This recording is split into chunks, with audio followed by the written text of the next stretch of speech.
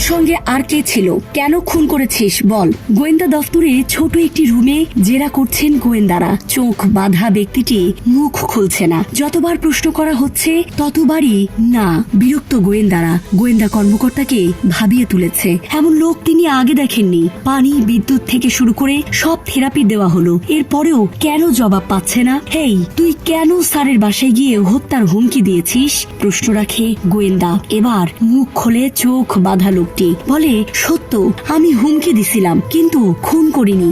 ভয় দেখাচ্ছিলাম স্যার। চিন্তিত গোয়েন্দা কর্মকর্তা নিজের রুমে গিয়ে চেয়ারে বসে পড়ে। খুব ক্লান্ত, চোখ বন্ধ করে বিশ্রামের চেষ্টা, কিন্তু তার মাথায় প্রশ্ন ঘুরপাক খাচ্ছে। তবে স্কুলের স্যারকে খুন করলো কে?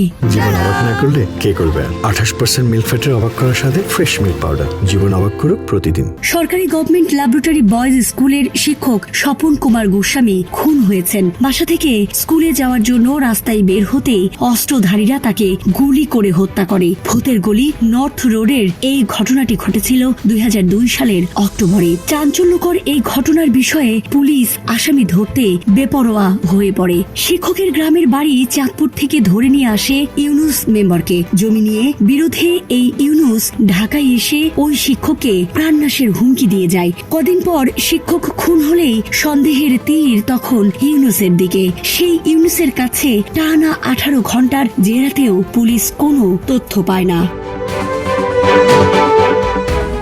গোয়েন্দারা তাদের তদন্তের পরিধি বাড়ায়। গোয়েন্দারা খুনের ধরনে নিশ্চিত হয় পেশাদার হিটম্যানের কাজ এটি। কিন্তু পেশাদার হিটম্যান কারা ব্যবহার করলো গোয়েন্দাদের মাথায় ঢোকে না। গোয়েন্দারা খবর পেয়েছে শিক্ষকের বাসায় ঘটনার আগের দিন সন্ধ্যায় কয়েকজন যুবক আসে। তারা প্রাইভেট পড়ার কথা বলেছে, কিন্তু তারা দেখতে ছাত্র মনে হয় না, এমন কথা শিক্ষক বলেছিলেন তার শ্যালককে। এমন সব চিন্তা নিয়ে গোয়েন্দা কর্মকর্তা যখন ভাবছিলেন, তখনই ফোন এলো, সোর্সের ফোন। স্যার, জিল্লুর কাছে নতুন রিভলভার আসছে। ওই গ্রুপের পোলাপানের পকেট ভর্তি মাল। ভালো কাম করছে, একটা খালাস করছে। এমন কথা শুনে গোয়েন্দা কর্মকর্তা নড়ে চড়ে বসে। ঠিকানা নেয়। রাতেই অভিযান জিল্লুরের আস্তানায়। পুলিশের ধাওয়ায় পালায় সব। ধরা পড়ে এক সদস্য, রিফাত। গোয়েন্দা দফতরে নিয়ে জেরা। বেশি জোরাজুরি করতে হয়নি, সব ফাঁস করে দেয় সে। পুলিশ আর সময় নেয় না। রিফাতের দেওয়া তথ্যে অভিযান চলে। ধরা পড়ে শান্তনু আর আপন। এরা একই স্কুলের ছাত্র। শান্তনুর বাবা সরকারি পদস্থ কর্মকর্তা। এই দুই ছাত্রকে জিজ্ঞাসাবাদ করে পুলিশ খুনের তথ্য পায়। পুলিশ শুনে হতবাক। পুলিশের জেরায় শান্তনু জানায়, স্যারকে হত্যা করতে 1.5 মাস আগে পরিকল্পনা করি, কারণ স্যার আমাকে নকলের দায়ে পরীক্ষা থেকে এক্সফেইল করে আর আপনকে স্কুল থেকে বের করে দেয়। আমরা আর সহ্য করতে পারছিলাম না।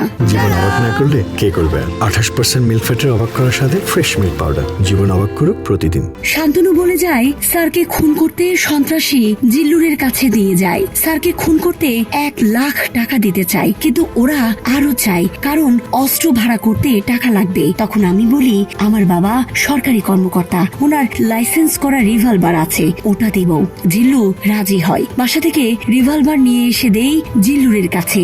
এর কয়েকদিন পর কাজ হয়ে যায়। জিল্লুর গ্রুপের সদস্য রিফাতের দেওয়া তথ্যে জানা যায়, তারা শিক্ষকের বাসার কাছে আগে থেকে ওত পেতে থাকে। সকাল 9টায় শিক্ষক বাসা থেকে বেরিয়েই একটা দোকানের সামনে দাঁড়ায়। উনি সিগারেট নিচ্ছিলেন। এ সময় তার সামনে গিয়ে দাঁড়ায়। আমাদের দিকে তাকাতেই আমরা স্যারকে সালাম দেই, এরপর গুলি চালাই। পরে ফাঁকা গুলি করতে করতে পালিয়ে যায়। 2006 সালের অক্টোবরে বিচারিক আদালত 2 জনের ফাঁসি এবং 1 জনের যাবজ্জীবন দণ্ড দেয়। Desk report, Dhaka express.